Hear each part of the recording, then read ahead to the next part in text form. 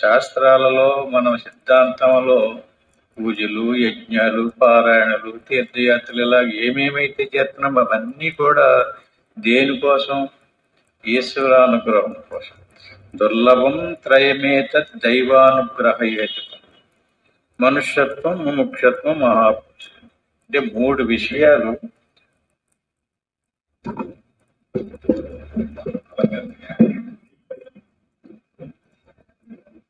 మూడు విషయాలు స్పష్టంగా చెప్పారు.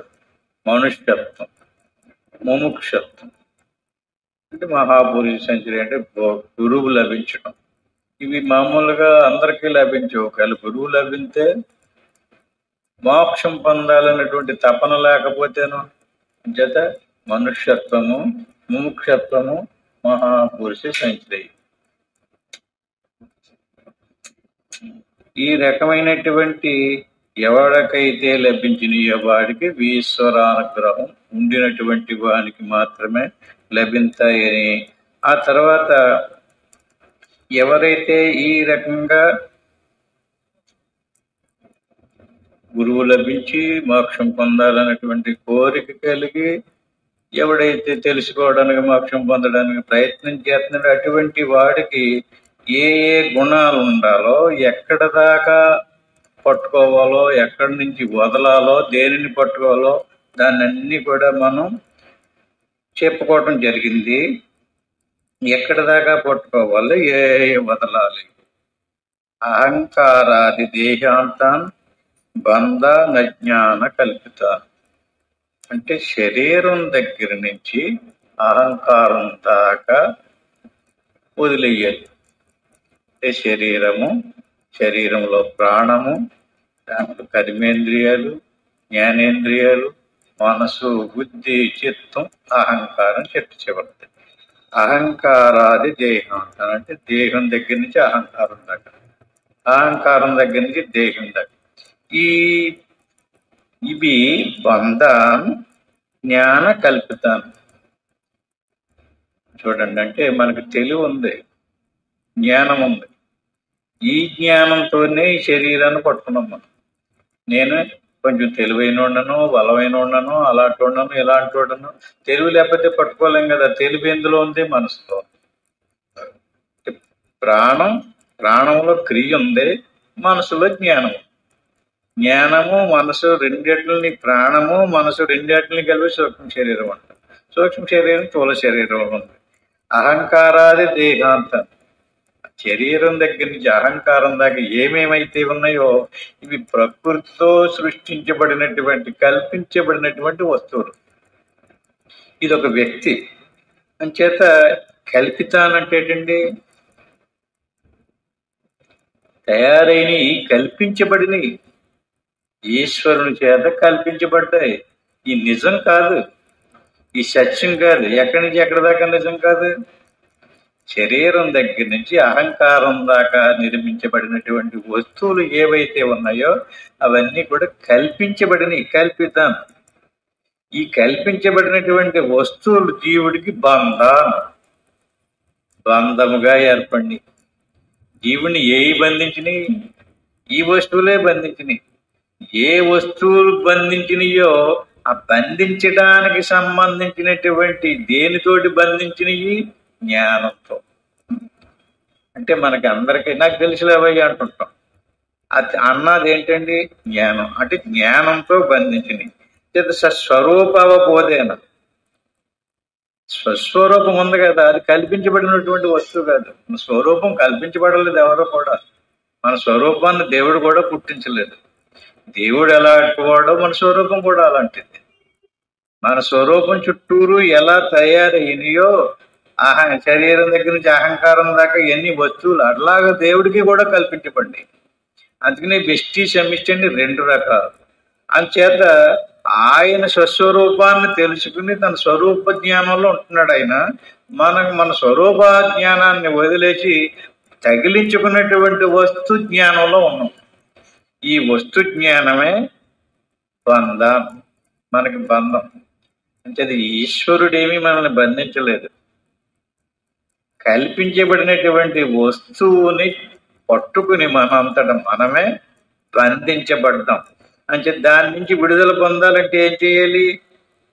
స్వస్వరూపాన్ని తెలుసుకోవాలి. స్వస్వరూపాన్ని కనుక తెలుసుకున్నట్లయితే అటువంటి వాడు విడుదల పొందుతాడు. విడుదల అంటే దేని నుంచి? శరీరం దగ్గర నుంచి అహంకారం దాకా ఉన్నటువంటి వస్తువుల్ని వదలడమే మోక్షం. అంటే ఏదో పొందటం అనుకుంటున్నాం మనం అందరం. కాదు, మన స్వరూపంలో ఏయో కలిసిపోని వాటిని చూసుకుని మనం అదే అలా కల్పించబడినటువంటి ఆ వస్తువులో నేను అనుకుని భ్రాంతిలో పడిపోయాం. జ్ఞానం తెచ్చుకుని మనం ఏం చేయాలి? అలా కల్పించబడినటువంటి సృష్టించబడినటువంటి వస్తువుల్ని నేను కాదని చెప్పేసి నేతి నేతి నేతి ఇది కాదు, నేను ఇది కూడా కాదు, ఇది కూడా అంటూ మొత్తం వదిలేస్తే మోక్తమిచ్ఛ ముముక్షుణ. అటువంటి ఇది కాదు నేను, ఇది నేనని వాటిని వదలడానికి ఎవరికైతే ఇచ్చ కలిగిందో, అంటే కోరిక కలిగిందో, అటువంటి వాడికి ఇచ్చ ముముక్షుణ, అటువంటి వాడే మోక్షం పొందుతాడు. అంతేగాని ఎగిరి గంతులేసిన వాడికి మోక్షం రాదు. స్వస్వరూపవన బోధేన, అంటే స్వస్వరూపానికి సంబంధించినటువంటి బోధ వినాలి, తెలుసుకోవాలి. తెలుసుకుని దానికి సంబంధించినటువంటి ఇచ్చ, కోరిక ఉండాలి. దానికి సంబంధించినటువంటి ప్రయత్నము కూడా ఉండాలి. అప్పుడు మాత్రమే మోక్షం పొందుతాడు తప్ప లేకపోతే మోక్షం పొందడు. పైగా ఈ ఇచ్చ అనేటువంటిది, జ్ఞానం అనేటువంటిది మంద మధ్య మరోపాపి. ఈ జ్ఞానం విషయంలో ఏదేది నేను కాదో ఆ కాదు అన్నటువంటి, అంటే శరీరం దగ్గర నుంచి అహంకారం దాకా ఏ వస్తువులు అయితే ఉన్నాయో వాటి మీద మరి ఒక్కొక్కడికి అంటే వైరాగ్యం కొంతమందికి తీవ్రంగా ఉంటుంది. ఎలాగైనా సరే ఈ జన్మలో దీన్ని నేను ఓడగొట్టుకోవాలని పూర్తి విశిక్షణ జ్ఞానం కలిగి ఉంటుంది.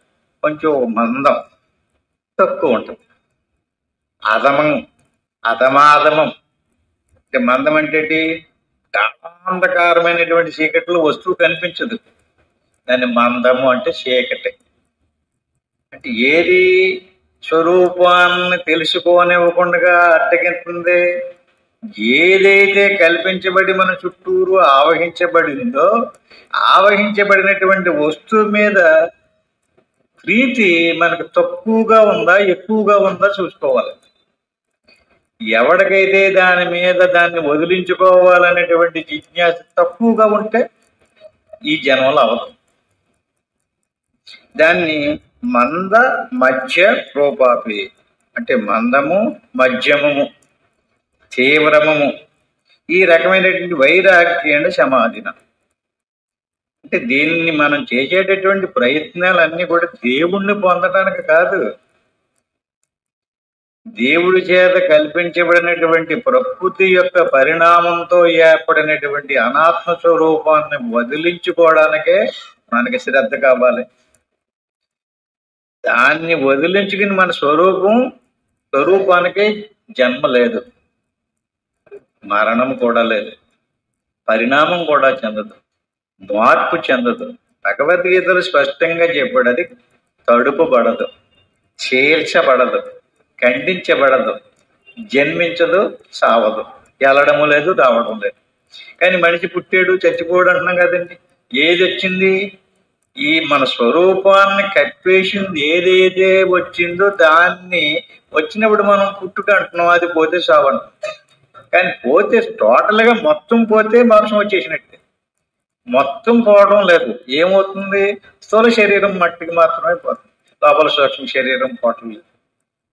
దానికి లోపల కారణ శరీరం ఉంది, అది కూడా పోవాలి. ఈ రకంగా పోగొట్టుకోవడానికి మనకి తీవ్రమైనటువంటి జిజ్ఞాస కలిగి ఉండాలి. అందులో గడుగు ఇందులో గడుగు, ఆయన అలా చెప్పాడు ఈయన ఇలా చెప్పాడు, అది చాలా బాగుంది మాకు ఇది చాలా బాగుంది, వాంఛలు ఏర్పడుతుంటే లేకపోతే అందులోకి వెళ్తే చాలా ఏదో కలిసి వస్తుంది అన్నాడు.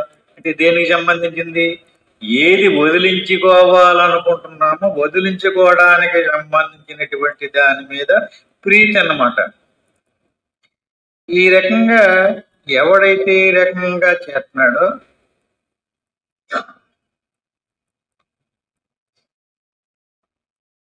ఇంకొక శ్లోకం, ఏతయోర్ మందత ఎత్తర.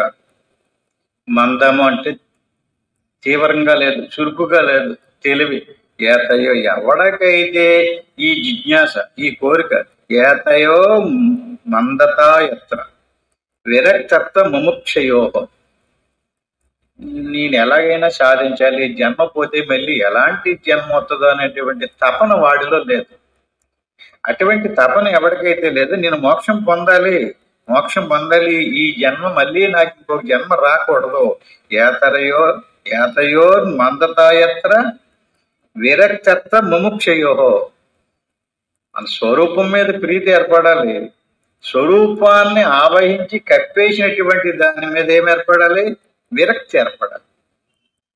ఆ విరక్తి మందముగా గాని తీవ్రంగా గాని ఇంకా మందంగా లేదా చురుకుగా దాన్ని మనం చూసుకోవాలి. ఈ రకంగా ఎవరికైతే మందముగా ఉందో ప్రజ్ఞ, దేని మీద ఉంది మన తెలివంతా, మనం తగిలించుకున్న దాని మీద మాత్రం మంచి చురుకుగానే ఉంది, కానీ వదిలించుకోవటానికి మాత్రం మందంగా ఉంది ఆ తెలివి.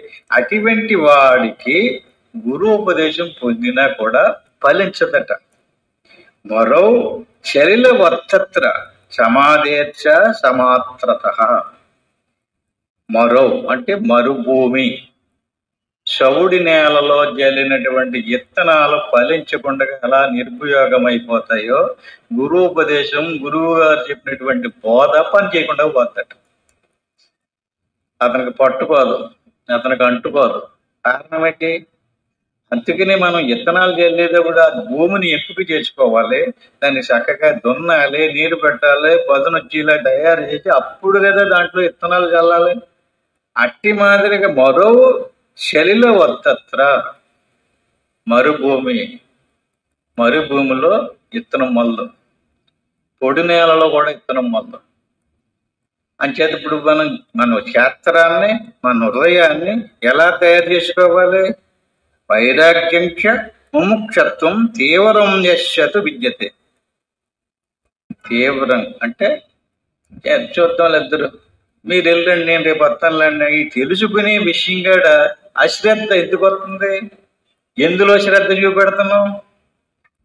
దేనిని వదిలించుకోవాలో దానిని వదిలించుకోవడానికి శ్రద్ధ చూపించలేకపోతున్నాం.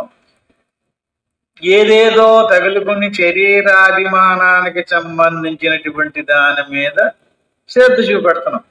అటువంటి వాడికి చదివినా ప్రయోజనం లేదు, సాధన చేసినా ప్రయోజనం లేదు, పూర్వోపదేశం పొందినా కూడా ప్రయోజనం లేదు.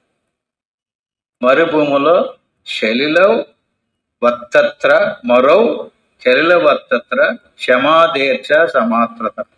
అది శ్రమగానే మిగిలిపోతాడు.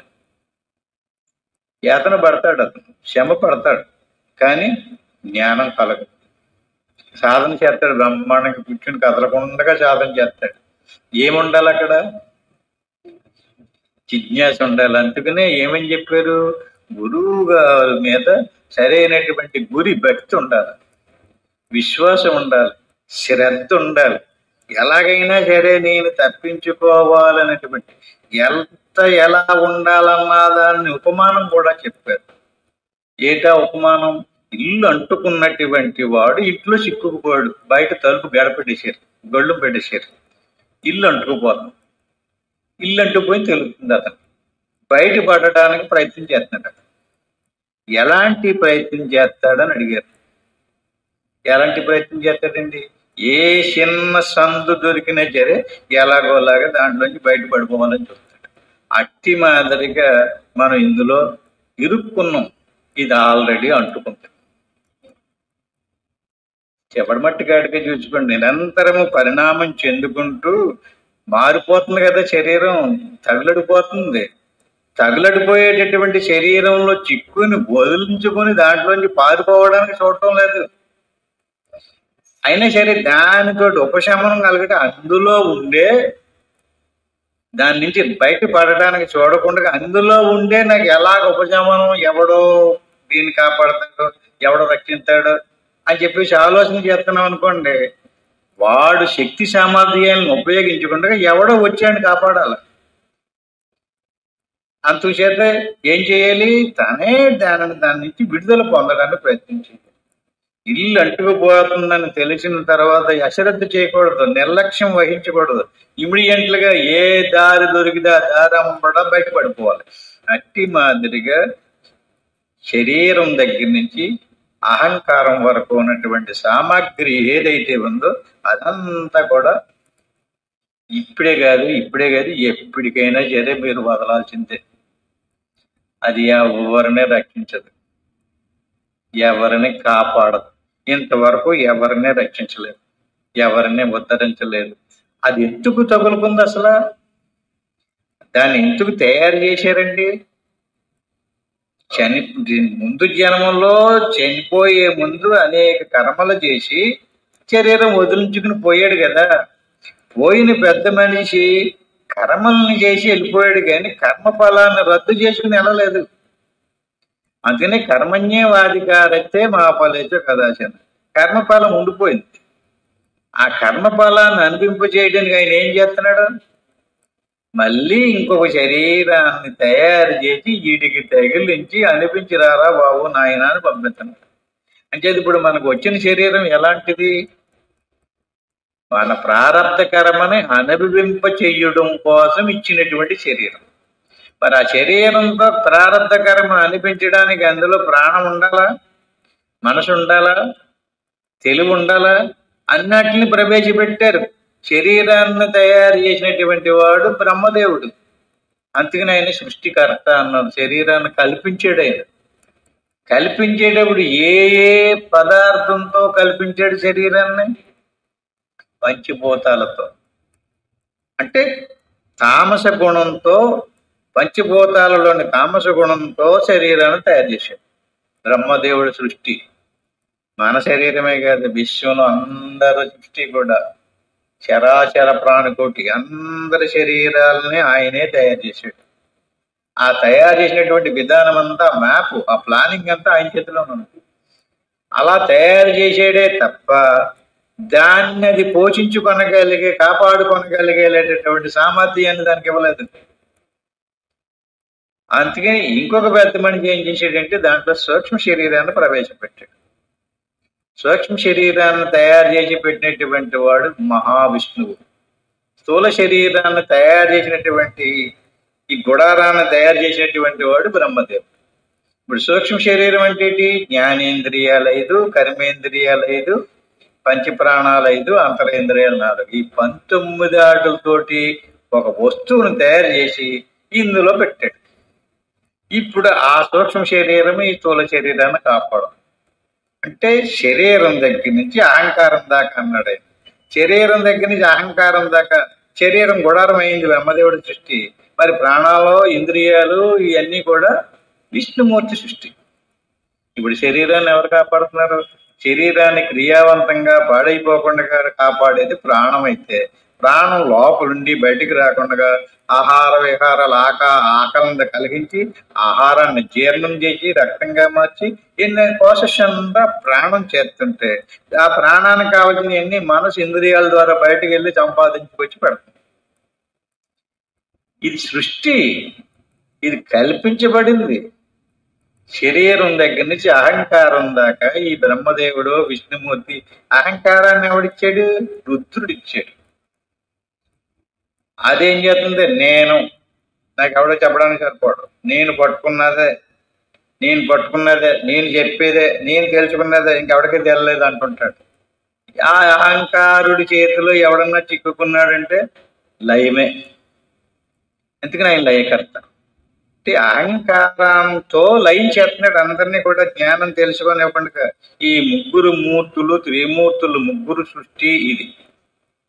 మరి మన స్వరూపం ఎవరి సృష్టి? ఏ దేవుడి సృష్టి?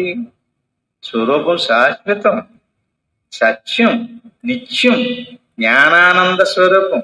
అటువంటి స్వస్వరూపం చుట్టూరు ఈ ప్రకృతి చేత త్రిమూర్తులు అంటే కుమ్మరే మట్టిని తీసిన కొండను తయారు చేసినట్టుగా త్రిమూర్తులు ప్రకృతిని తోటి తయారు చేశారు. దీన్నంతా ప్రకృతిని మాయా విద్య అంటుంటారు. దీన్ని తీసుకుని స్థూల సూక్ష్మ కారణ శరీరాలను తయారు చేసి ఆ జీవుడి చుట్టూరు మనం చొక్కా కుట్టించినట్టుగా టైలర్ లాంటి అనమాట. ఒకడు బండిలు కుట్టించాడు, ఒకడు చొక్కా కుట్టించాడు, అట్టి మాదిరిగా తయారు చేసి ఇచ్చారు. అందులో మనం తడుక్కున్నాం. అంచేత దీన్ని ఇప్పేయమంటున్నాడు, తీసేసుకోమంటున్నాడు, ఊడ తీసేసుకోమంటున్నాడు. దీని మీద మమకారం పెట్టుకోకు. ఇది నువ్వు కాదు, నీ స్వరూపం మీద మమకారం పెట్టుకో. దీని నుంచి విడుదల పొందడానికి ప్రయత్నం చెయ్యి. దీని నుంచి విడుదల పొందలేనంత కాలం పూర్వజన్మలో చేసినటువంటి కర్మఫలాన్ని అనిపించడానికి తెచ్చుకున్నాడు. నువ్వు తెచ్చేసుకోలేదు, వాళ్ళే ఇచ్చారు, వాళ్ళు తయారు చేసి ఇచ్చారు, నువ్వు అనిపిస్తున్నావు. ఎప్పుడు దాకా ఉంటుంది ఇది? అప్పుడు పట్టుకొచ్చినటువంటి కర్మ ఎంత దాకా వస్తుందో అంతవరకు ఉంటుంది. అప్పుడు పడిపోతుంది. ఈలోగా ఎంత చేసాం, అక్కడెంత దాసొచ్చాం, ఇది పట్టుకుని మళ్ళీ అందులో ఎత్తాడు, మళ్ళీ ఇంకో శరీరాన్ని తగిలించుకొస్తాడు. ఎన్ని రకాల శరీరాలు, ఎన్ని వందల శరీరాలు. అంచేత శరీరాలని తగులుకోకుండా ఇదంతా దృశ్యము, ఇదంతా అనాత్మ, ఇది నేను కాదు, నాది కూడా కాదు, నా స్వరూపం ఆత్మ, నా స్వరూపం జ్ఞానం, నా స్వరూపం ఆనందం, నా స్వరూపం సత్యం. సత్యం, జ్ఞానం, ఆనందము, సచ్చిదానంద స్వరూపం. నా చుట్టూరు ఉన్నటువంటిదో కొంచెం విభజించండి. ముందే చెప్పాడు దీనికి సంబంధించి. దీన్ని ఆత్మానాత్మ విచారణ అన్నారు. ఆత్మనే గురించి తెలియాలి, అనాత్మ గురించి కూడా తెలియాలి. ఆత్మస్వరూపం ఎలాంటిది? తెలుసుకుంటుంది. అంటే దాంట్లో ఏముంది? జ్ఞానం ఉంది కనుక అది అన్నిటినీ తెలుసుకునేది కనుక జ్ఞాన స్వరూపం. దాన్ని చైతన్యం అన్నారు. చైతన్య స్వరూపమైనటువంటి ఆత్మ దేనిని తెలుసుకుంటుంది? తెలియబడేదంతా అనాత్మ. తెలియబడేది, తెలుసుకునేది.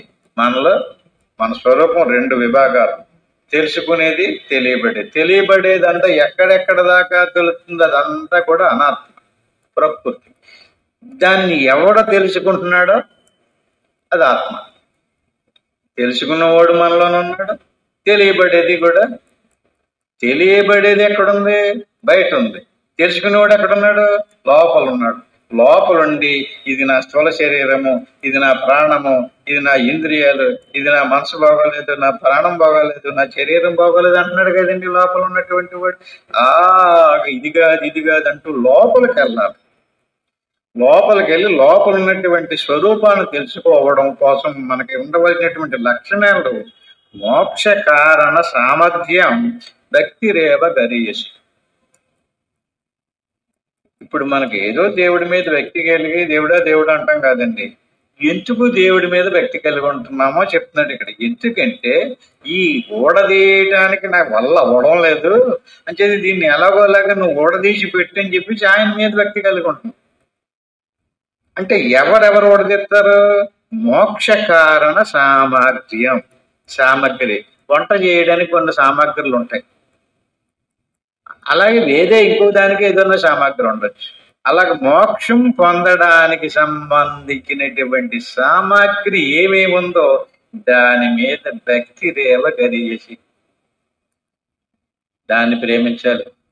అవే శమము, దమము, ఉపరతీతి, దీక్ష, శ్రద్ధ, సమాధానము, గురుపదేశము, యోగము, ధ్యానము, సాధన, ఇవన్నీ కూడా మోక్షానికి సంబంధించినటువంటి సామగ్రి. అంచెలంచెలుగా ఒక్కొక్క దాన్ని మన ఇంటికి కావలసినటువంటి పెళ్లి చేసుకుని సంసారం మొదలెట్టారు అనుకోండి, వాళ్ళు జీవించడానికి కొన్ని సామగ్రులు కావాలి. ఒక మంచము, ఒక కంచము, ఒక కొంచెము, ఒక ఇల్లు, ఒక వాకలి, కట్టుకోవడానికి బట్టలు, తినడానికి తిండి, వండుకోవడానికి సామగ్రి ఎలా కావాలి? అట్టి మాదిరిగా మోక్షం పొందడానికి సంబంధించినటువంటి సామగ్రిని సంపాదించుకోవాలట. దాన్నే ఆ సామగ్రి ఏంటి? అష్టాంగ యోగం అంటుంటారు. యమము, నియము, ఆచరణము, ఇవన్నీ కూడా సామగ్రి. యమ నియమ ఆచన ప్రాణాయామ ప్రత్యాహార ధారణ ధ్యాన సమాధి. సమాధి అంటే ఏంటి? మన స్వరూపంలోకి వెళ్ళి అంతా ఓడ తెచ్చుకుని మన స్వరూపాన్ని ముసుకేసి కూర్చున్నట్టు అనమాట. ఇది కాదు, ఇది కాదు, ఇది కాదు, ఇది కాదు. ఎక్కడి నుంచి మొదలు పెట్టాలి? యమము నియమము ఆసనము ప్రాణాయామము ప్రత్యాహారము ధారణ ధ్యాన సమాధి. ఇదంతా మోక్ష కారణ సామగ్రి. భక్తిరేవ గరియేసితే.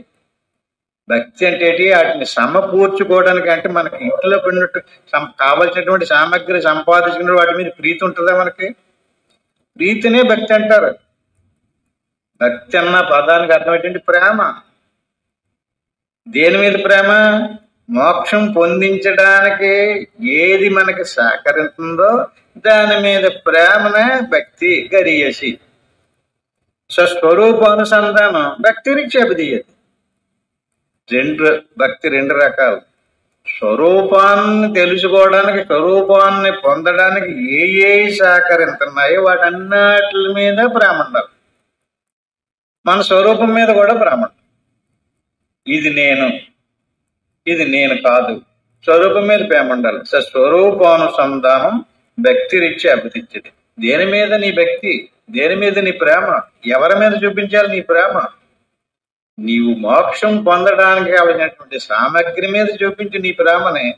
నీ స్వరూపాన్ని ప్రేమించు. నీ స్వరూపాన్ని ప్రేమించమంటున్నామంటే నీ శరీరాన్ని ప్రేమించకూడదు. నీ శరీరం బంధకారణం. నీ శరీరం నిన్ను బంధించింది. నీ శరీరం నీ మోహంలో ఉంచింది. భ్రాంతిలో పడిపోయాడు. శరీరాన్ని చూచుకుని కర్మలు చేసి ఆ కర్మ ఫలాన్ని అనుభవించు పుట్టడము సావడము పుట్టడము సావడము జరుగుతుంది. జత స్వాత్మతత్వ అనుసంధానం. మూడోది ఏంటంటే సాధన. స్వాత్మ తత్వానుసంధానం. అనుసంధానం. తత్వానుసంధానం అంటే ఆత్మని అనుసంధించి దీన్ని, అంటే ఒక పక్క నుంచి వదులుతూ ఇంకొక పక్క నుంచి పట్టుకుంటూ వెళ్ళాలి. ఏదేది వదలాలి? అనాత్మకు సంబంధించినటువంటి దానివల్ల ఒక్కొక్క దాన్ని, అంటే ఇప్పుడు నిచ్చిన మేము ఎక్కుతున్నాం అనుకోండి, ఒక్కొక్క మెట్టి వదిలేస్తుంటాం, ఇంకొక మెట్టి పట్టుకుంటుంటాం. ఏమన్నా అర్థమైందా? దీన్ని ఆరోహణము అవరోహణం అంటారు. అంటే ఆత్మకి సంబంధించినటువంటి ఒక్కొక్క దాన్ని పట్టుకుంటూ పైకెక్కాలి. అనాత్మకు సంబంధమైనటువంటి దాన్ని ఒక్కొక్క దాన్ని వదులుకుంటూ వెళ్ళాలి. వదలడము పట్టుకోవడం, వదలడము పట్టుకోవడం. ఈ రకంగా ఆ స్వాత్మతత్వానుసంధానం భక్తి రీత్య పరేజగు. అంచేత దానిని గురించి నిరంతరము భక్తి కలిగి ఉండాలంట. ఈ రకంగా ఎవడైతే ప్రయత్నం చేస్తాడో, ఇటువంటి కోరిక ఎవరికైతే కలిగిందో, దీన్ని నేను వదిలించుకోవాలి, ఇది నాకు ఎలా తెలుస్తుంది, ఎవరి ద్వారా తెలుస్తుంది, అటువంటి వాడికి ఎలాంటి వాడి దగ్గరికి వెళ్ళి అడగాలో దానికి ముక్త సాధన సంపన్న తత్వ జిజ్ఞాసురాత్మన ఉపదేశే గురుం ప్రాజ్ఞం యస్మాత్ బంధ విమోక్షణం. లోకంలో చాలా మంది పాటలు నేర్పే వాళ్ళు ఉన్నారు, శ్లోకాలు నేర్పే వాళ్ళు ఉన్నారు, మంత్రాలు నేర్పేటటువంటి వాళ్ళు ఉన్నారు. వీళ్ళందరినీ కూడా గురువులే అనుకుంటారు. ఎవరు దీని నుంచి, ఈ బంధం నుంచి, యస్మాత్ బంధ విమోక్షణం, ఎవరు దీని నుంచి, నీ బంధం నుంచి నిన్ను విడుదల చేస్తారో ఆయన పట్టుకోమంటున్నాడు. ఎవరిని పడితే వాడిని పట్టుకోవటం కాదు. ఎవరిని పట్టుకోవాలి? బంధం ఉడదీయాలి. పశువుని బంధించినట్టుగా బంధించేశారు ఈ ముగ్గురు దేవతలోనే.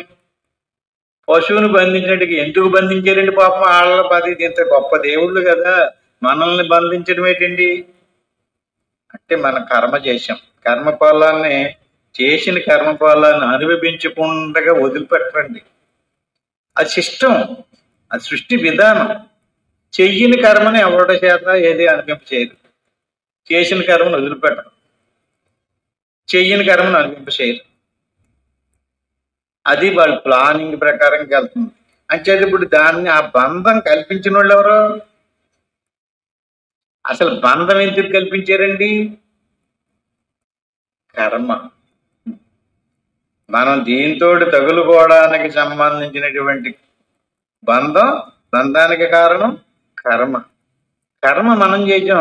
స్పష్టంగా చెప్పాడు, కర్మణ్యం అధికారిస్తే మా ఫలేషు కదాచన. నువ్వు కర్మ చేసుకుంటూ పోతున్నావు, ఆ కర్మకి నేను ఫలితాన్ని ఇస్తున్నాను. ఫలితాన్ని తీరుకుంటున్నాడండి ఆయన. ఆ ఫలితాన్ని అనిపింప చెయ్యాలి కదండి. ఫలితాన్ని అనిపింప చెయ్యాలంటే ఎలాగ అనిపించాడండి? ఉపాధిని ఇవ్వాలి కదా, శరీరాన్ని తయారు చేసి ఇవ్వాలి కదా. ఎలాంటి కర్మ చేశాడు? పుణ్యకర్మ, పాపకర్మ. మనిషి శరీరం ఇవ్వాలా, పశు శరీరాన్ని ఇవ్వాలా, లేక దేవతా శరీరాన్ని ఇవ్వాలా? సుఖం కలిగించాలా, దుఃఖం కలిగించాలా, బాధ కలిగించాలా, భయం కలిగించాలా? కలిగించేదంతా వాళ్ళే. ఎందుకు కలిగిస్తున్నారు? ఏంటి వాళ్ళకి మనకి ఉన్నటువంటి సంబంధం? కర్మ ఈయన చేస్తున్నాడు, కర్మకి ఫలాన్ని ఆయన ఇస్తున్నాడు. కర్మ ఫలితాన్ని అనుభవింపజేయడానికి ఒక ఉపాధిని తయారు చేసి ఆ ఉపాధి పరంగా మన చేత కర్మ ఫలాలను అనిపించారు. ఈ రకంగా కర్మ ఫలాన్ని అనిపించేటటువంటి ఈ శరీరం నుంచి, ఈ బంధం నుంచి ఎవడైతే ఉపదేశే గురుం ప్రాజ్ఞం, ఆ బంధం నుంచి విడుదల పొందడానికి ఉపదేశమే కారణం, బోధే కారణం. ఎందుకంటే మనం శరీరంతో కర్మలు చేస్తాం. ఇప్పుడు ఇది ఏం కర్మ? ఇది కర్మ కర్మ కాదు కదా. దీన్ని ఏమంటారు? శ్రవణము అంటారు. గురువు గారు చెప్పేటటువంటి బోధ శ్రవణము. ఈ శ్రవణము ఎందులోకి ప్రవేశిస్తుంది? మనం తిన్నామనుకోండి, చక్కగా మంచి రకరకాల పదార్థం తయారు చేసుకుని ఎందులో ప్రవేశిస్తుంది? కుక్షిలోకి ప్రవేశిస్తుంది. జఠరాగ్ని దాన్ని చక్కగా పచనం చేసి శరీరాన్ని ఏం చేస్తుంది? ఎంత బాగా తిన్నాడో ఆ మనిషిని చూడగానే, ఏం తింటున్నారా బాబా, ఎంత బాగున్నామంటాడు. చూడగానే అదే సరిగ్గా తిండి తింటలేదు, గాలికి ఎగిరిపోయేలాగా ఇలా ఉన్నామేటంటారు. అంటే చూడగానే ఏం తెలుస్తుంది మనకి? నువ్వు చూసేవాడు ఏం తింటున్నాడో మరి ఎలా చెప్పగలుగుతున్నావు? చూశారండి? అంటే తిన్న శరీరం తిన్నట్టుగా కనపడుతుంది, తినలేని శరీరం తినలేనట్టుగానే కనపడుతుంది. అంటే శరీరాన్ని రకరకాల పదార్థాలతో శరీరాన్ని బలపరుచుకుంటున్నాం మనం కదా. ఇప్పుడు మనం బోధ చేస్తున్నాం, ఇది లోపలికి వెళ్తుంది కదా. ఇది ఎందులోకి వెళ్తుంది చెప్పండి? చూసారా? స్థూల శరీరంలోకి వెళ్తలేదు బోధ, సూక్ష్మ శరీరంలోకి వెళ్తుంది. సూక్ష్మ శరీరంలోకి వెళ్ళి ఏది? ఇప్పుడు మన బంధం అంతా సూక్ష్మ శరీరంలోనే ఉంది. స్థూల శరీరానికి ఏ జ్ఞానమో లేదు. అదొక మొద్దు, అదొక జడం, అదొక కుర్చీ, అదొక బల్ల, అదొక గుడారం, అంతే. సూక్ష్మ శరీరమే.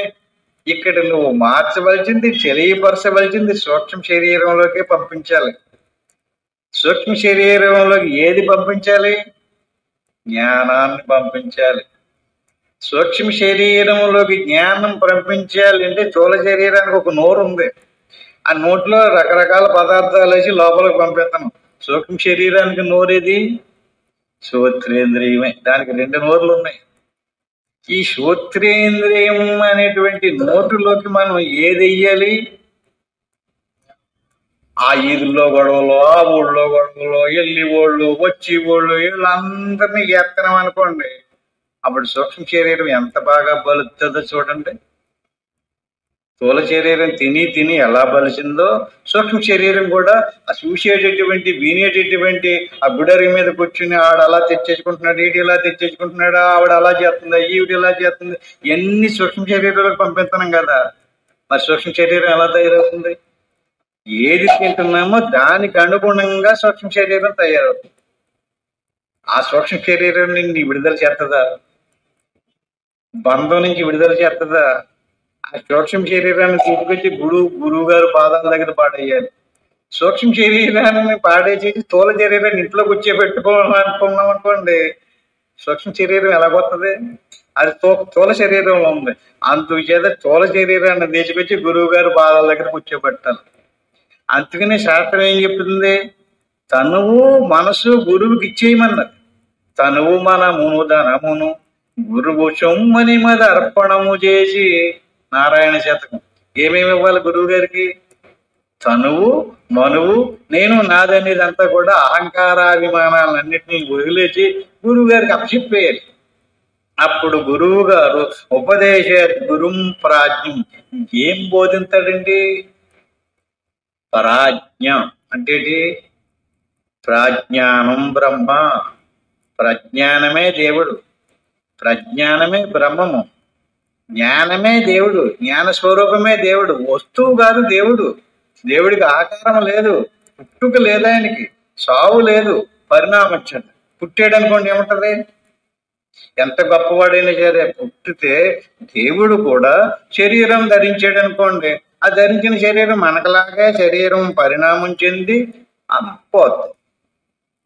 దేవుడు కదండి, దేవుడి శరీరం పోవటం ఏంటంటే శరీరం అంటూ ధరింటే ఎవడు శరీరమైనా సరే పోవాల్సిందే, ఇంకా వచ్చింది పోవాల్సిందే. ఈ సృష్టిలో ఒక విధానం ఉంది, ఏదైనా సరే పుట్టిందా దానికి మరణం ఉంటుంది. అందుచేత శరీరం కాదు, శరీరానికంటే వేరుగా ఉన్నటువంటి ప్రజ్ఞాస్వరూపం ఒకటి ఉంది. అటువంటి ప్రజ్ఞాస్వరూపాన్ని మేలుకొలుపుతాడు గురువు గారు జ్ఞానం ద్వారా. దాన్ని శ్రవణము అంటారు. ఈ గురువు గారు చెప్పినటువంటి జ్ఞానాన్ని శిష్యుడు మర్చిపోకుండా ఏం చేయాలి? స్మృతిలో పెట్టుకోవాలి, దాన్ని మననం చెయ్యాలి. నేను ఇది కాదన్నాడేంటి? సోహం అది నువ్వు అన్నాడు, అదేంటి? అది ఎక్కడుంది? నేను ఇదే కదా, ఇది శరీరము, నేను ఈ శరీరమే నువ్వా? మరి నిద్రపోయినప్పుడు ఈ శరీరం ఏమవుతుంది? కళలో ఈ శరీరం రావటం లేదు, ఇక్కడ పడిపోతుంది. కళలో ఉన్నటువంటి శరీరం నిద్రలోకి రావడం లేదు, నిద్రలో ఉన్నది మెలకులోకి రావడం లేదు. 3 శరీరాలు ఉన్నాయి, 3 అవస్థలు ఉన్నాయి. 3 శరీరాలలోని 3 అవస్థలలోని నువ్వు ఉన్నావు. నీకు రావడము లేదు, పోవడము లేదు. అటువంటి నీ స్వరూపం జ్ఞాన స్వరూపం, నీకే తెలుస్తుంది ఇదంతా కూడా. ఇది నేను ఇప్పుడు మెలకులో ఉన్నాను, నేను అప్పుడు కళ్ళలో ఉన్నాను, అప్పుడు నిద్రలో ఉన్నానని ఎవరికి తెలుస్తుంది? వాడికి జ్ఞాన స్వరూపం ఉంది. అంచేత ఉక్త సాధన సంపన్న తత్వ జిజ్ఞాసురాత్మన. అంచేత తత్వజ్ఞానాన్ని కలిగించేటటువంటి జ్ఞానం ఉపదేశిస్తాడు గురువు గారు. దాన్ని మనం శ్రవణం చేసి దాన్ని మననం చేస్తూ దాన్ని రోజు రోజుకి విచారణ చేసి సాధన చేసి దాని యథార్థత్వాన్ని కనిపెట్టాలి. శ్రోత్రియో వృజినో కామహతోయో బ్రహ్మ విత్తమ. అంచేత గురువు దగ్గరికి వెళ్ళి ఎలా కడగాలి?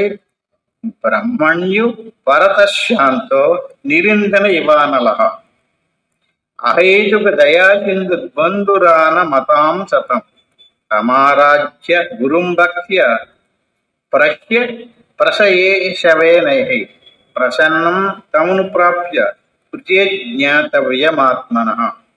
శ్రోత్రియుడు, పాపరహితుడు, కోరికలు లేనటువంటి వాడు, బ్రహ్మవేత్తలలో శ్రేష్ఠుడు, బ్రహ్మనిష్ట కలవాడు, నివురుగప్పిన నిప్పి వలె శాంతముగా నుండువాడు, నిర్వాణ దయాసింధువు.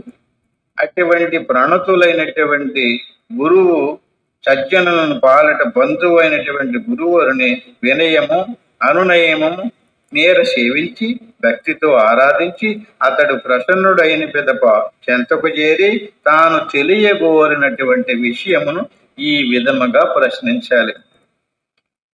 ఎలా ప్రశ్నించాలి? ఎలా అడగాలి? స్వామిన్ నమస్తే అతలోక బంధో కారుణ్య సింధో పతితం భవాబ్తో మా ముద్దరాత్మీయ కటాక్ష దృష్ట్య బుజ్యాది కారుణ్య సుధాభివృష్ట్య. ఓ కరుణా సముద్ర, శరణాగత వత్సల, ఓ ప్రభు, మీకు నమస్కారం. సంసార సముద్రంలో పడిన కొట్టుకుపోతున్నటువంటి నన్ను సరళము అతితర కరుణామృతమును వర్షించినదినకు మీ కృపా కటాక్షం చేత నన్ను ఉద్ధరించుడు. ఇక్కడ ఎందుకు పొగుడుతున్నాడంటే ఇక్కడ చాలా శ్లోకాలు ఎలా పొగిడారు అంటే గురువు యొక్క గొప్పతనాన్ని శిష్యుడు మదిలోకి ఎక్కించడం కోసం అన్నమాట. దుర్వార సంసార ధావాగ్ని తప్తం దోదూయమానం దురదృష్టవాతై వేదం ప్రపన్నం పరిపాకి మృత్యోహో శరణ్యమన్యం యదహం న జానే. వారింప శక్ష్యము కాని సంసారపు దావాగ్ని చేత దగ్ధుడునైన వాడు దురదృష్టపు పెను తుఫాను గాలుల చేత కపింప చేయబడిన వాడు, భయమును నొందినవాడినై మిమ్ము శరణు పొందినవాడను. ఇట్టి నన్ను గురుదేవా మృత్యు బారి నుండి రక్షింపుడు. మిమ్ము తప్ప శరణ్యులైన వారిని వేరెవ్వరిని నేను ఎరుగను. ఇప్పుడు దేని నుంచి ఇతను రక్షించమంటున్నాడండి? మృత్యువు నుంచి. మృత్యు అంటే ఏంటి? సావు. మరి తెలిసిన వాడు తెలియలేనడు వాడు అందరూ చనిపోతారు కదండి. మృత్యువు నుంచి కాపాడమంటున్నాడు ఏంటండి?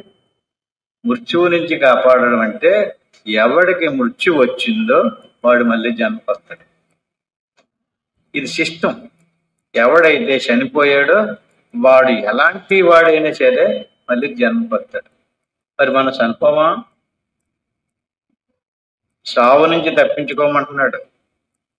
ఎందుకంటే కర్మలో ప్రారంధము అన్ని మామూలండి. తినడము, శరీరం ఉన్న తర్వాత అవసరాలు అన్ని మామూలే. కానీ అందరిలాగా నువ్వు చచ్చిపోకూడదు. చావు అంటే ఏంటంటే ఒకసారి ఆలోచించండి. దాన్ని ఇక్కడ చెప్పుకుని వెళ్దాం. చావు అంటే ఊపిరి ఆగిపోవడం, శ్వాస ఆగిపోవటమే చావు. శ్వాస ఆగిపోయింది కదండి. శ్వాస ఆగిపోతే జీవుడిని తీసుకుపోయి చేసిన కర్మలను బట్టి స్వర్గమో నరకమో తీసుకెళ్ళి అక్కడి నుంచి మళ్ళీ జన్మ కలిగిస్తారని కదా పురాణాలన్నీ చెప్తున్నాయి. ఎప్పుడు మరణించినటువంటి వాడిని తీసుకెళ్తారు. బ్రతికుండగా శరీరంతో ఎవరినన్నా స్వర్గలోకంలోకి తీసుకెళ్లారా? శరీరంతో కుదరదు. శరీరాన్ని నుంచి విడగొట్టి తీసుకెళ్ళాలి కదా. ఇప్పుడు మనకి సాధనలో శ్వాస ఆగిపోయింది అనుకోండి, ఏం పోయినట్టు? మృత్యువు కలిగినట్టు.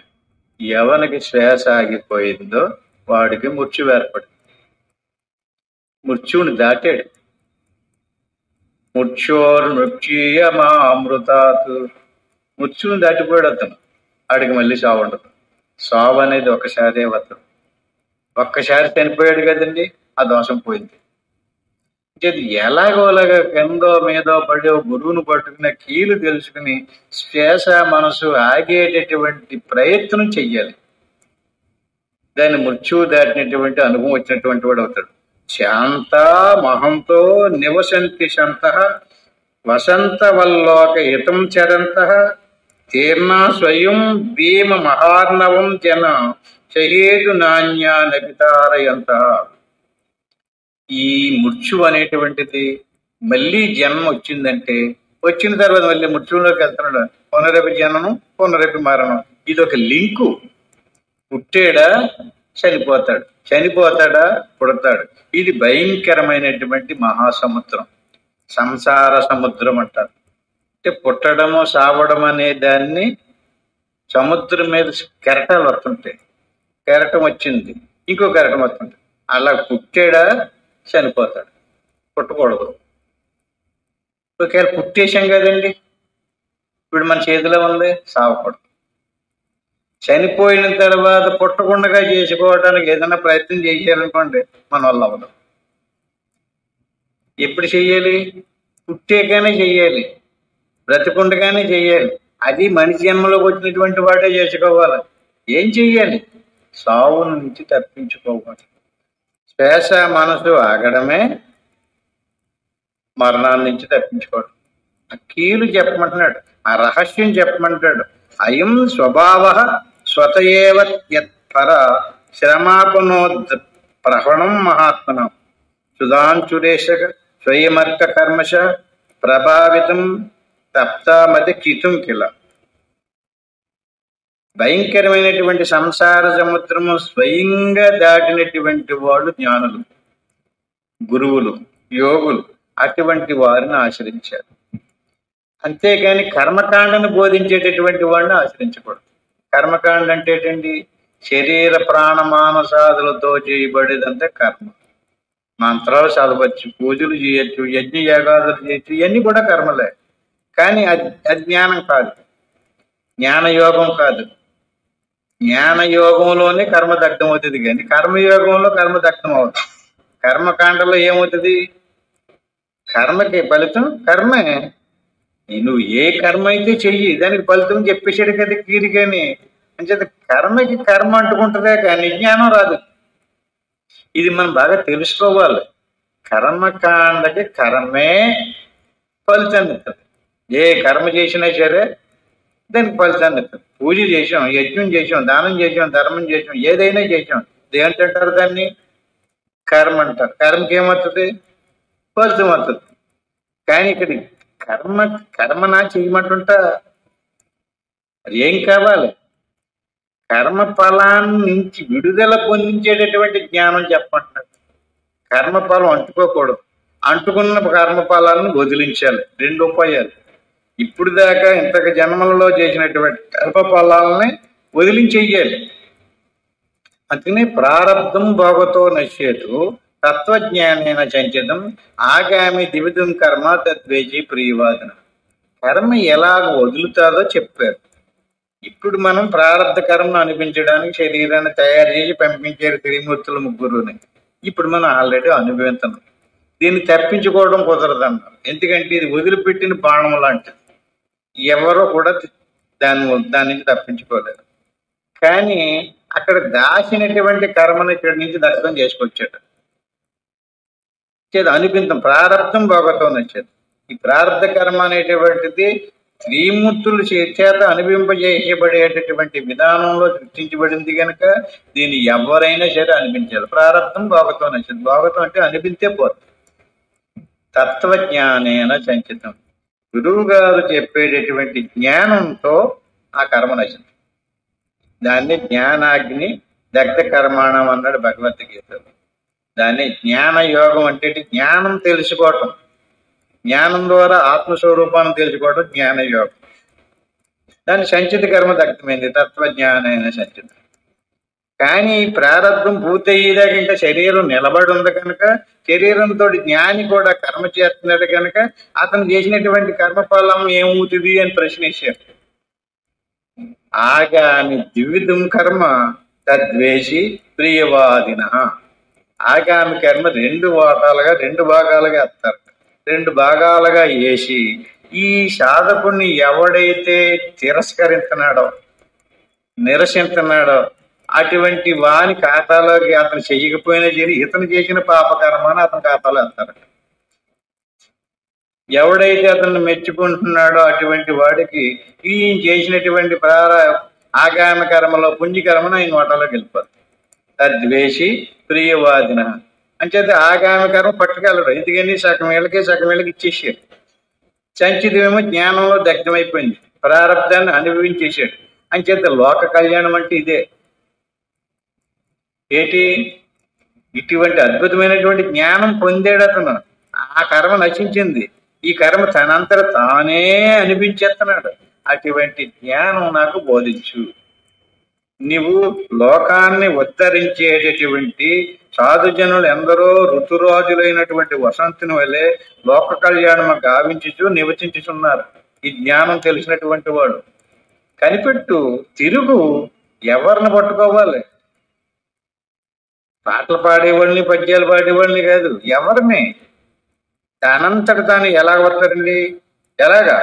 శాంతులు.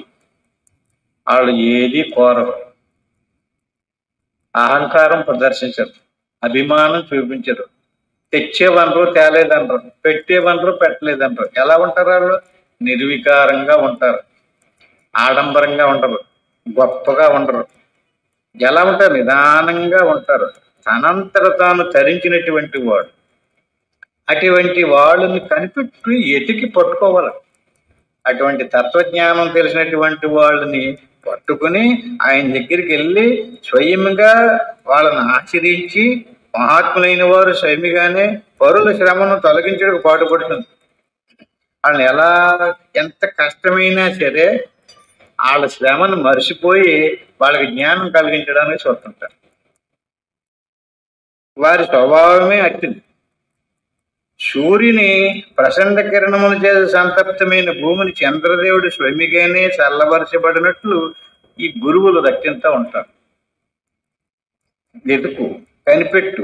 బ్రహ్మానంద రసానుభూతి కవితై పూతై సుశీతై స్థితై యుష్మద్వ్యాకల్పజోజి తై శృతి శుకేర్ వాక్యామృత చేయ సంతప్తం భవతాప దావదహన జ్వాలాభిరేణం ప్రభో ధన్యాస్తే భవదీక్షణ శనగతే పాత్రీకృత స్వీకృత అంచేత అలాంటి వాడిని కనిపెట్టి అతని పాదాలను నమస్కరించి, ఓ ప్రభు, ప్రచండమైన సంసారపు దావాగ్ని యొక్క జ్వాలల చేత తప్పించిపోయినటువంటి ఈ దీనుడును శరణాగతుడునైన నన్ను మీరు మీ బ్రహ్మానంద రసానుభవముతో కూడినటువంటి పవిత్రములై బహుశీతలములైనటువంటి స్వచ్ఛములైనటువంటి మీ వాక్కు అనేది సువర్ణ కలశము నుండి బహిర్గతములై శ్రవణ సుఖకరములైనటువంటి వాక్యామృతముతోడ స్నాతుని గావింపుడు, నాకు ఉపదేశము చేయుడు,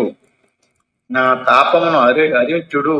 కరుణామృతమూరియనో మీ దృష్టి క్షణకాలమైనను పాత్రులు మీ చేత స్వీకరింపబడిన వారు ఎంతయో ధన్యులోదురు.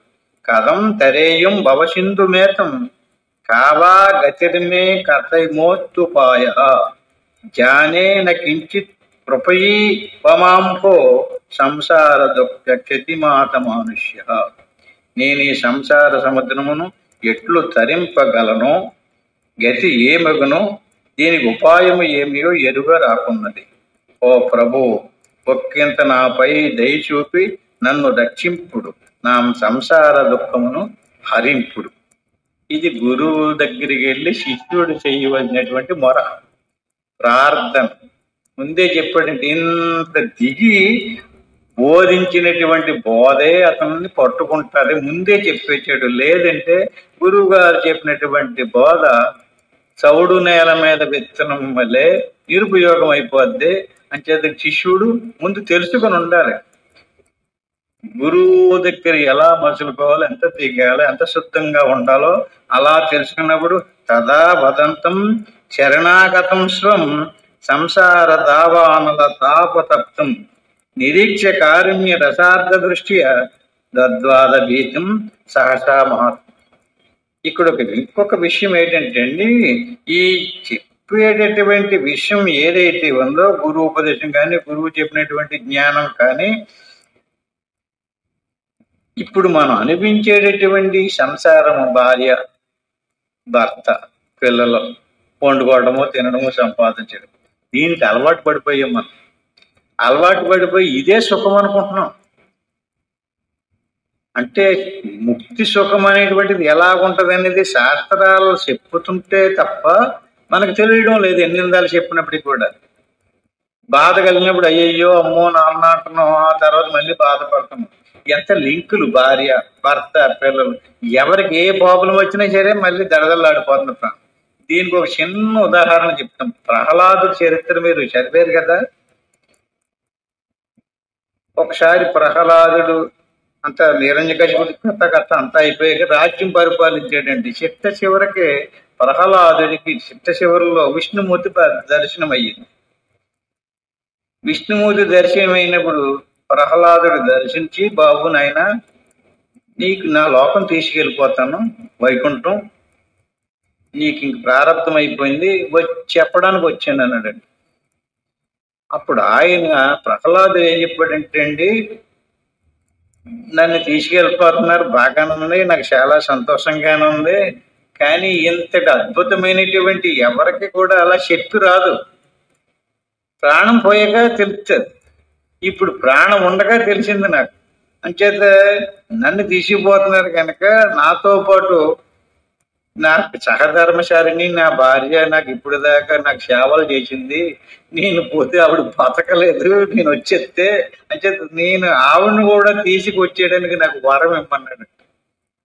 అది అలా కుదరదు నాయన, ఎవరు చేసుకున్న పుణ్యం ప్రకారంగానే వాళ్ళని తీసుకెళ్ళాలి, ట్రై చేసి చూడు, ఒకవేళ వస్తానంటే తీసుకురమ్మన్నాడు.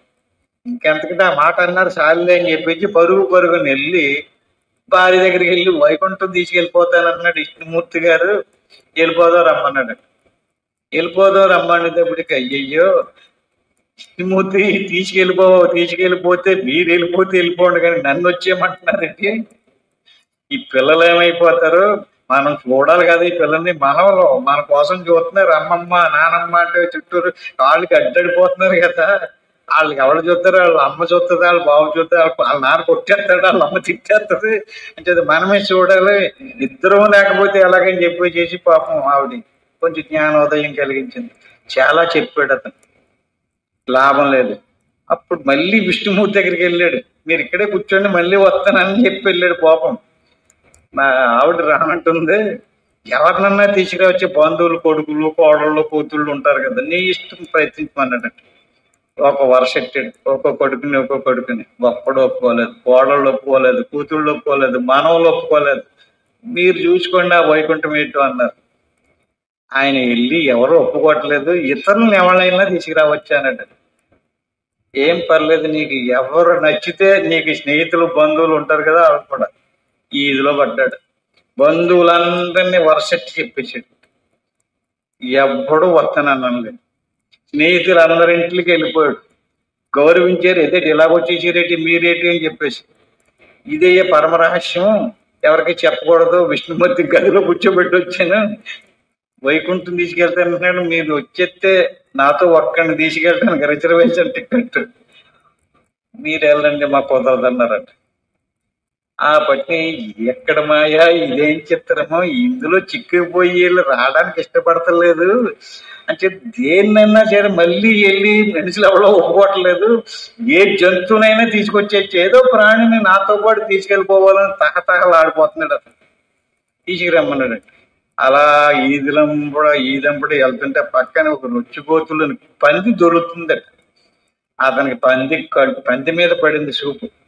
ఇలాంటి దానికి ఉపకారం చేయాలి, బాగా సుఖంగా ఉన్నవాడు రాడు, ఇది బాధలోనే దుఃఖంలోనే ఉంది అని చెప్పేసి, పంది గారు నేను వైకుంఠం తీసిపోతాను మిమ్మల్ని, నాకు విష్ణుమూర్తి ప్రత్యక్షమయ్యాడు అని చెద్దా ఆ బురద గుంటలోంచి లెగిసిరా వైకుంఠం పోదారన్నాడు. ఆ పంది ఆ బురద గుంటలో నుంచి వైకుంఠం అంటే ఏంటి, ఎలా ఉంటది అన్నది. వైకుంఠం అంటే ఏంటంటే అది బ్రహ్మానందం, అది ఇంకా ఎంత అద్భుతమైనటువంటి సుఖం, ఇంక దానికి సుఖానికి తరుగులేదు అన్నది. మరి ఇలాంటి బురదగుంటలు ఉంటాయా, దొల్లడానికి తినడానికి మలం గట్ట దొరికిద్దా అన్నది. దానికి నమస్కారం పెట్టి, వైకుంఠంలో బురద గుంటలేటి, నువ్వు అడిగేదంతా చెత్తని అడుగుతున్నావు, వైకుంఠం అంటే అది ఇంక పరమోత్కృష్టమైనటువంటి తిథి అన్నాడు. నాకు అలాంటిది బురద గుంటలు లేదు, మలము లేదు, అలాంటిది కూడా వైకుంఠమేనా? వైకుంఠం అంటే ఇది, ఈ గోతులోకి దిగి చూడు నీకు తెలుస్తుంది, అంత హ్యాపీగా, అంత ఆనందంగా, అంత సుఖంగా ఉందో అన్నదండి. ఇక్కడ ఏమర్థమైందండి మాకు? మార్చలేరు. ఎంత బోధించినప్పటికీ కూడా దానికనే భగవద్గీతలో ఏ యదామాం ప్రపంచంతే స్థాం తదైవ భజామ్యహం మమ వర్తమానువర్తంతే మనుష్య పార్థ సర్వస. ఏ మనుషుడు మారడం, వాడు స్వభావం వాడిని అలా తిప్పుతానే ఉంటది, మళ్ళీ అలా ఈదులమ్మడా తిరుగుతానే ఉంటాడు, అదంటాడు ఇదంటాడు, ఎలా కోదంటాడు.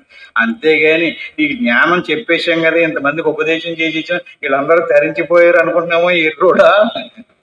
వాడి స్వభావంలో తయారై ఉండాలి, వాడు దిగి రావాలి.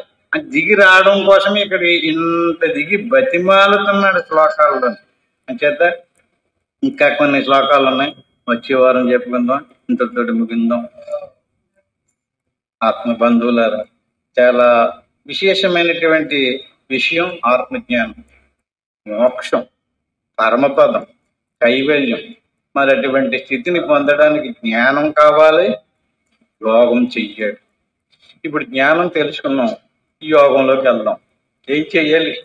ఇలా చక్కగా కూర్చుని గురుర్ బ్రహ్మ గురుర్ విష్ణు గురురేవ మహేశ్వర గురువు సాక్షాత్తు పరబ్రహ్మ తస్మై శ్రీ గురువే నమః. దీన్ని గురుమంత్రం అంటారు. దీన్ని ఒక్కసారి అనుకుని ఆ పని ఏమీ అనుకోకుండా వస్తూ పోతూ ఉండేటువంటి శ్వాసను గమనిస్తూ ఉండడం. ఆ శ్వాసం కూడా వెళ్ళి కుండలని శక్తిని